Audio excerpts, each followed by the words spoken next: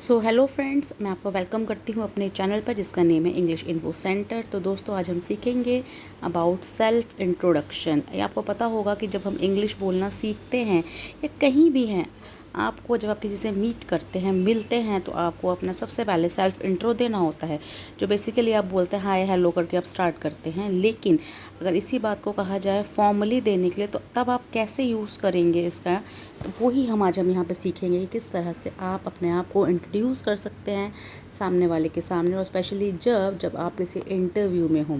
तो चलिए let's start the video. तो हम शुरू करते हैं। सबसे पहले आपको माइंड में ध्यान रखना है कि एक चीज़, ग्रीटिंग्स मेरा फर्स्ट पॉइंट इसलिए है क्योंकि जब आप किसी से मिलते हैं तो आप उसको क्या बोलते हैं, आपको विश करते हैं। ठीक है, मिलते ही विश करेंगे। वो डिपेंड करता है कि आप कौन से टाइम में हैं। इट मीन्स आप मॉर्निंग टाइम में हैं, इन आफ्टरनून में है या फिर इवनिंग में है। अगर आप मॉर्निंग टाइम में मिल रहे हैं अपने इंटरव्यू के लिए, जॉब अपॉर्चुनिटी के लिए, तो आप बोलेंगे गुड मॉर्निंग मैम या फिर गुड मॉर्निंग सर। ये डिपेंड करेगा कि सामने इंटरव्यूअर कौन है। इंटरव्यूअर मतलब जो इंटरव्यू लेने वाला है। तो दोपहर का टाइम है तो आप बोलेंगे गुड आफ्टरनून सर या फिर गुड आफ्टरनून मैम, और शाम का टाइम है तो आप बोलेंगे गुड इवनिंग मैम और गुड इवनिंग सर। उसके बाद वो आपसे शुरू करेंगे पूछना, okay now tell me about yourself, give me your self introduction in brief. इस तरह से आप स्टार्ट करेंगे। जैसे उन्होंने आपको बोला, आपको बिल्कुल सजग होकर रिप्लाई करना है। क्या बोलना है आपको? थैंक यू सर या फिर thank you ma'am for giving me this opportunity to introduce myself. क्या बोलेंगे? थैंक यू सर या फिर thank you ma'am for giving me this opportunity to introduce myself. समझ में आया आपको? ये आपको बोलना है। इसके बाद आपको स्टार्ट करना है। इसके बाद जो मेन पॉइंट स्टार्ट होता है वो होता है आपका नेम बताना है आपको। आजकल मैंने एक चीज़ बहुत कॉमन देखी है कि लोग माई सेल्फ से स्टार्ट करते हैं, बट इट्स वेरी इनफॉर्मल। आपको ये नहीं बोलना है। देयर आर 3 वेज, 3 तरीके हैं बोलने का। या तो आप ऐसे बोलें कि आई एम और अपना नाम लिख दे, जो भी है, रोहन, मोहन, जो भी लिखना है। लाइक मैं बोलूँ आई एम जैनब। और अगर शॉर्ट फॉर्म बोला है, कॉन्ट्रैक्शन फॉर्म में बोलना आई एम जैनब, और या फिर मैं बोलूँ कि माई नेम इज़ जैनब। यानी कि जो पूरे तरीके से नाम बताया जाएगा वो ज़्यादा बेस्ट और ज़्यादा बेहतर है। उसके बाद just after that you have to tell your about your age, कि आप कितने साल के हैं। अब मैं बोलूँ आई एम 20 ईयर्स ओल्ड या आई एम 25 ईयर्स ओल्ड, जो भी आपकी एज है, क्योंकि मेरे से ज़्यादा आपको अपने बारे में पता होगा, तो आपको अपनी वो एज बतानी है just after the name. Okay, like हो गए 2 पॉइंट्स क्लियर हो गए आपको। Like I am Rohan, I am 19 years old. इस तरीके से आप अपने आप को बता सकते हैं। देन आफ्टर आपको जंप करना है 3rd पॉइंट पे, दैट इज़ प्लेस, कि आप कहाँ से बिलोंग करते हैं। कहाँ से आप बिलोंग करते हैं। सपोज़ अगर आप दिल्ली से बिलोंग करते हैं तो आप बोलेंगे आई एम फ्रॉम दिल्ली। अगर आप मुंबई से बिलोंग करते हैं तो आप बोलेंगे आई एम फ्रॉम मुंबई। इसको हम एक तरीके से और कह सकते हैं, like I belong to Delhi, या फिर हम बोल सकते हैं आई बिलोंग टू मुंबई। अब सपोज़ करिए कि आपका जो इंटरव्यू है वो देहरादून में हो रहा है, and you are the native of Dehradun, मतलब वहीं पर रह रहे हैं और वहीं आपको इंटरव्यू देना है। तो आप ये भी बोल सकते हैं कि क्या, आई एम फ्रॉम देहरादून इट्ससेल्फ। जब हम इट्ससेल्फ लगा देंगे तो यहाँ पे इसका मतलब ये हो जाएगा कि मैं देहरादून से ही हूँ। समझ में आया?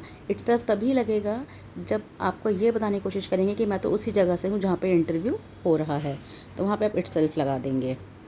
नेक्स्ट उसके बाद आपकी पूछी जाएगी क्वालिफ़िकेशन। आपको अपनी क्वालिफ़िकेशन को ऐड करना है कि आप कितने पढ़े लिखे हैं। ठीक है, और आप जानते हैं अगर आप जॉब इंटरव्यू के लिए जा रहे हैं तो जाहिर सी बात है आप ग्रेजुएट तो होंगे, मास्टर्स होंगे। ठीक है, आपने पूरा कोई कोर्स किया होगा, उस चीज़ को लेकर आपको एक्सप्लेन करना होगा अपनी क्वालिफ़िकेशन में। तो क्वालिफ़िकेशन में आप कैसे करेंगे? आपने कोई डिग्री है, कोई कोर्स है, आपने किया हुआ है। सपोज़ अगर मैं बोलूँ कि आई डिड माई ग्रेजुएशन, मैंने अपनी ग्रेजुएशन की है, यानी ग्रेजुएशन मीन्स 3 इयर्स कोर्स होता है। ठीक है, मैंने बीए या बीकॉम डालेंगे, फ्रॉम डैश, किस यूनिवर्सिटी से किया है, कहाँ से किया है। अगर मैं बोलूँ I did my graduation in BA from MDU Rohtak, ठीक है, तो ये बिल्कुल सही है। अगर मैं बोलूँ कि I did my masters in English from MDU Rohtak, तो ये क्या है, यहाँ पे अपनी क्वालिफ़िकेशन बता रहे हैं सामने वाले को कि हमने किस यूनिवर्सिटी से और कौन सी स्टडी की हुई है। ठीक है, ये हो गया आपका क्वालिफ़िकेशन के अंदर जो चीज़ें आएंगी। बाकी आपने और भी कुछ किया हुआ हो तो आप उसको भी ऐड कर सकते हैं।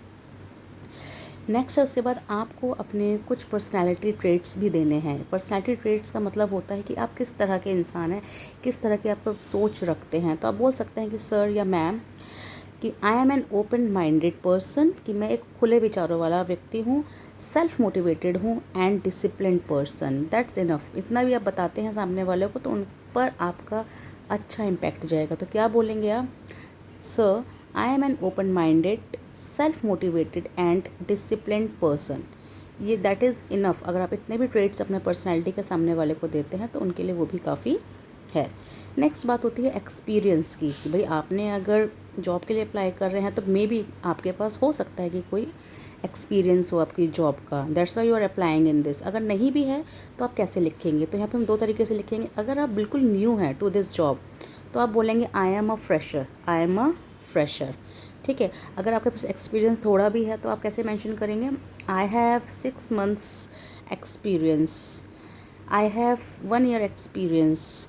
ठीक है। I have 3 years experience. अब कैसे, अब आपको सपोज़ है कि आपको एक्सपीरियंस किस किस चीज़ में हो सकता है, तो मैं बोलूँ, अगर मैं बोलूँ कि I have 8 years experience in teaching, मैं बोल सकती हूँ I have 6 years experience in marketing.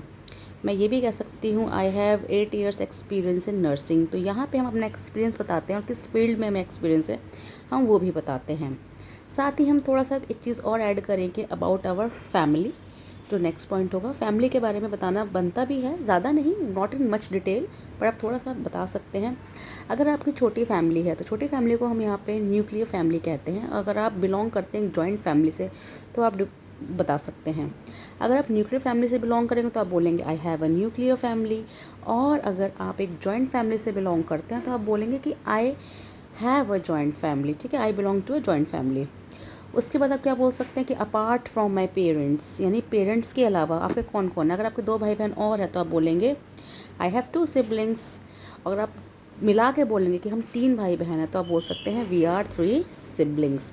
इस तरीके से आप अपनी फैमिली के बारे में बता सकते हैं। लास्ट आप बोल सकते हैं आप अपनी हॉबीज़ के बारे में, like my hobbies are reading books, gardening, cooking food. इस तरीके से आप इंक्लूड कर सकते हैं अपने पॉइंट्स को। ठीक है, तो ये सारे पॉइंट्स जो आप देख रहे हैं ये सारे हमारे सेल्फ इंट्रोडक्शन में यूज़ किए जाते हैं। कौन कौन से पॉइंट्स होते हैं इसमें?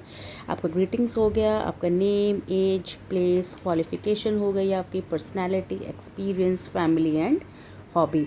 तो these are very important points which you have to keep in your mind while practising for the self introduction. इस तरीके से आप जब देंगे एक सेल्फ इंट्रोडक्शन तो सामने वाले पे बहुत अच्छा इम्पैक्ट पड़ने वाला है। और उसके बाद जब आप फिनिशिंग लाइन बोलेंगे तो आप बोल सकते हैं that's all about me, thank you. क्या बोलेंगे? That's all about me, thank you. So friends, मुझे लगता है कि आज आपको इस चीज़ के बारे में पता चल गया होगा कि सेल्फ़ इंट्रो देना ज़्यादा मुश्किल नहीं है, लोगों को लगता है। लेकिन अगर हम सीरीज़ वाइज इसको अच्छे से रिवाइज़ कर लें और एक बार प्रैक्टिस कर लें तो आप कभी नहीं भूलने वाले हैं कि सेल्फ़ इंट्रोडक्शन में ये गलतियाँ नहीं होंगी। तो आई होप अगर आपको मेरी वीडियो पसंद आई होगी तो इसे लाइक, शेयर, सब्सक्राइब ज़रूर करिएगा। Thanks for watching.